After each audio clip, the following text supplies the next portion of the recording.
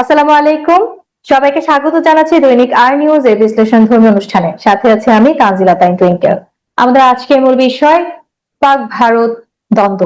আমরা ইতিমধ্যেই দেখতে পেয়েছি অনেক ধরনের নানান ধরনের সুরাহা ইতিমধ্যে আসলে চলছে, কিন্তু এটার যে কথাটা হচ্ছে বর্তমানে যে ভারত আর পাকিস্তানের মধ্যে এক ধরনের দ্বন্দ্বের সৃষ্টি থেকে আহ এই সৃষ্টির দ্বন্দ্বই এখন একটা যুদ্ধের পর্যায়ে চলে যাচ্ছে। কিন্তু আসলে এই দ্বন্দ্বটুকু কতটুকু আসলে যুক্তিসঙ্গত বা একটি যুদ্ধের পেছনে কারণ হতে পারে বলে আপনারা মনে করছেন? আসলে বিভিন্ন প্রতিবেদন থেকে শুরু করে এশিয়ার বিভিন্ন পোর্টাল গুলোতে এই পর্যন্ত অনেক নিউজ হয়ে গেছে। এমনকি সম্প্রতি কাশ্মীরের পেহেলগ্রামে এই ২৬ জন মানুষকে এলোপাতাড়ি গুলি করার যে জঘন্যতম ঘটনা, এর পেছনে আদৌ কি পাকিস্তান দায়ী নাকি ভারত সরকারেরই কোনো কারসাজি, এই নিয়ে চলছে নানান ধরনের আলোচনা সমালোচনা।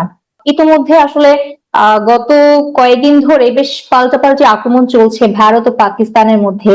যেমনটি আমরা শুনতে পাচ্ছিলাম যে ভারত এই পর্যন্ত আসলে তারা যেই একটি ডিসিশনে পৌঁছেছে, তাদের এশিয়ার যে দীর্ঘতম সিন্ধু নদ ছিল, সেই সিন্ধু নদের সাথে চুক্তি ছিল দীর্ঘ সময় পর্যন্ত পাকিস্তানের সাথে, বর্তমানে তারা সেই পানি প্রবাহ বন্ধের মতো একটা পদক্ষেপ নিয়েছে।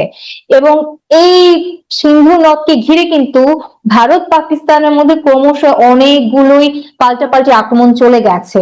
কিন্তু হঠাৎ করে এই আহ বিগত কয়েকদিনের যে আগ্রাসন, তা থেকে এত বড় একটি পদক্ষেপ ভারত নিতে যাচ্ছে, তা কিন্তু পাকিস্তানের তরফ থেকে কিন্তু এক প্রকার হুঁশিয়ারি দেওয়া হয়েছে। গতকাল পাকিস্তানের প্রতিরক্ষা মন্ত্রী খাজা মহিউদ্দিন আসিফ সরাসরি বলেছেন, পানি প্রবাহের ক্ষেত্রে যদি এক ফোঁটা কোনো পানি প্রবাহ বন্ধ করে এই সিন্ধু নদের, তাহলে কিন্তু তার জন্য চরম মূল্য ভারতকে দিতে হবে। এমনকি পাকিস্তানও এর এক ধরনের পাল্টা জবাব হিসেবে আগ্রাসন দেখাবে। তো সেই ক্ষেত্রে আসলে সম্প্রতি আমাদের কাছে বিভিন্ন প্রতিবেদন থেকে আমরা যা দেখতে পেয়েছি বা জানতে পেরেছি, আদৌ কি কাশ্মীরে যে ঘটনাটি ঘটেছে এটি কি এর পেছনে দায়ী কি পাকিস্তান ছিল কিনা, এমনটাই প্রশ্ন করছে, আলোচনায় কিন্তু উঠে এসেছে। কারণ পাকিস্তান দায়ী করছে বা দাবি করছে এর পেছনে পাকিস্তান দায়ী নয়, কারণ যে ঘটনাটি ইতিমধ্যে ঘটে গেছে এটি আসলে এক প্রকারের ভারতেরই কোনো কারসাজি কিনা এর পেছনে, তা আসলে খতিয়ে দেখতে বলা হয়েছে। কারণ জাতিসংঘ থেকেও কিন্তু বিভিন্ন তদন্ত, নানান প্রসিকিউশন এর মধ্যে দিয়ে গিয়েছে, কিন্তু এর আলটিমেট যে ফলাফলটা এসেছে তার মধ্যে কিন্তু পাকিস্তানকে তারা কোনোভাবে দোষারোপ করেনি। পাকিস্তান এর পাল্টা জবাব হিসেবে ভারতীয় কূটনীতিক ও সামরিক যে উপদেষ্টা, তাদেরকেও কিন্তু বিভিন্ন ভাবে আসলে নানান ধরনের জানান দিচ্ছেন। যেমন আমরা একটু দেখতে যদি পারি, বিশ্লেষণ করে দেখতে যা পেয়েছি ইতিমধ্যে বা আমরা যা জানতে পেরেছি, এটি ভারত সম্পূর্ণরূপে একতরফা ভাবেই এটি একটি আক্রমণ চালানোর, হিন্দু মুসলিমের যে দাঙ্গা, এটা আসলে বহু বছর ধরে তারা সৃষ্টি করার বা প্রবণতাটা ক্রিয়েট করার একটি পথ খুঁজে বেড়াচ্ছিলেন, যাতে করে ভারত বিভিন্ন ধরনের সুযোগ সুবিধা হিন্দুত্ব বা বোধের মধ্য দিয়ে যাতে করে পেতে পারে, তার জন্যই আসলে এই ঘটনাটি ঘটিয়েছেন। এমনকি ভারতের একটি নিউজ পোর্টালে এবং কিছু কিছু প্রতিবেদনে আমরা যে শুনতে পেলাম, তাদেরই একজন সিনিয়র রিপোর্টার বা সাংবাদিক অর্চনা তিওয়ারি, তিনি গতকাল একটি ক্লেম করেছেন। একজন সেখানে প্রত্যক্ষদর্শী থেকে তিনি জানতে পারলেন যে সেখানে আমরা যে ঘটনা একটি শুনতে পেয়েছিলাম, যে একজন দম্পতির মধ্য থেকে তার স্বামী মারা গিয়েছেন এবং তার স্বামীকে শুট করা হয়েছে, কিন্তু পরবর্তীতে যেটা জানতে পারলাম, প্রত্যক্ষদর্শী জানাচ্ছেন সেখানে এরকম কোনো ঘটনাই ঘটেনি। এমনকি সেই স্বামী, তার যে হাজবেন্ড ছিলেন, তিনি কিন্তু জীবিত আছেন।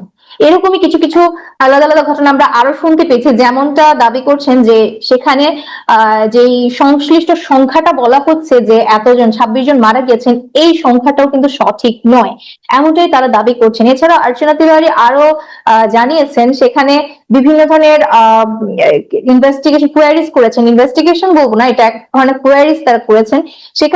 সেখান থেকে তারা যতটুকু জানতে পেরেছেন, আসলে এই ঘটনাটা পেছনে দায়ী কি আদৌ পাকিস্তানি জঙ্গি সংগঠন, কিংবা নাকি এটি কোনো ইন্ডিয়ারই কোনো ষড়যন্ত্র। কারণ ওখানে যখনই তারা কোনো তদন্ত করতে যাচ্ছেন, সেখানে তারা জানতে পারছেন এমন কোনো ঘটনা আসলে প্রত্যক্ষদর্শীরা দেখতে পাননি।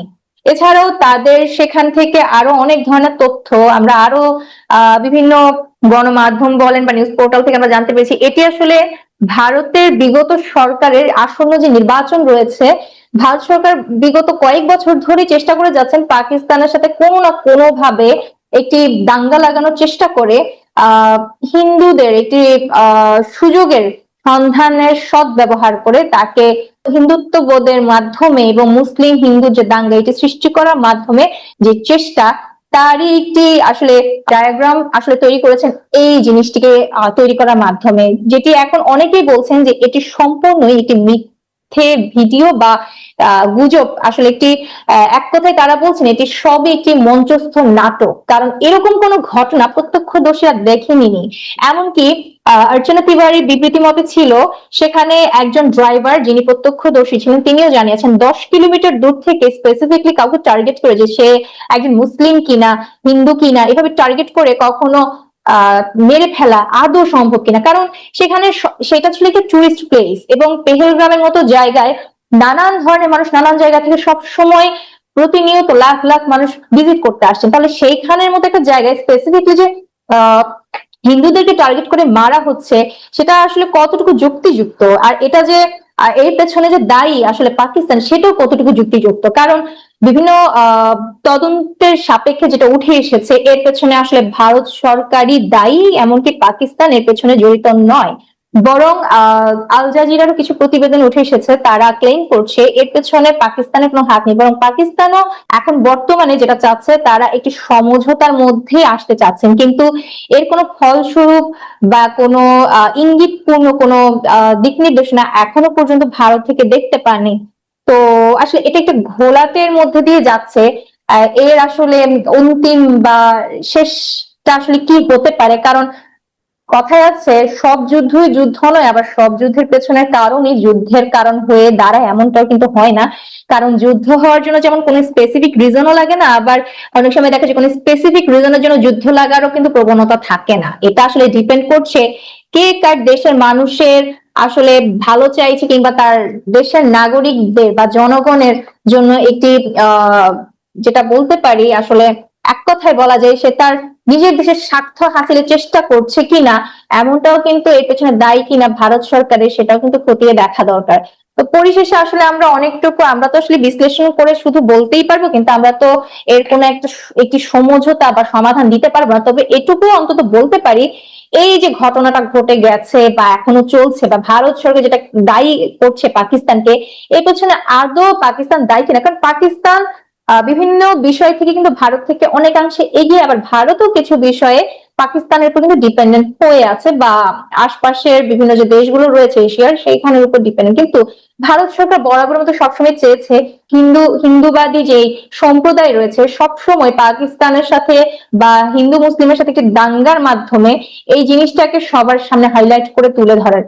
তো আমরা মোটামুটি যতটুকু আলোচনা করে যতটুকু বুঝতে পারছি এটা আসলে যুদ্ধে লাগার মতো এমন কোনো বিষয় না বা যুদ্ধ লেগে যাচ্ছে এমন কোনো বিষয় নয়, তবে হ্যাঁ এর পেছনে আদৌ পাকিস্তান দায়ী কিনা সেটা অনেকাংশে প্রশ্নবিদ্ধ করে। এছাড়াও ভারতের এখানে কোন স্বার্থ হাসিল হতে যাচ্ছে সেটাও কিন্তু এক ধরনের বড় প্রশ্ন ফেলে যাচ্ছে। আপনারা আপনাদের মতামত আমাদেরকে জানাতে পারেন, আমাদের কমেন্ট বক্সে কমেন্ট করতে পারেন। এছাড়া আমাদের ফেসবুক পেজ রয়েছে, ইউটিউব চ্যানেল রয়েছে, এছাড়াও ওয়েবসাইট রয়েছে। আপনারা লাইক ফলো দিয়ে অবশ্যই আমাদের সাথে থাকুন এবং আপনাদের মূল্যবান মতামত আমাদের মাঝে তুলে ধরুন। ধন্যবাদ সবাইকে।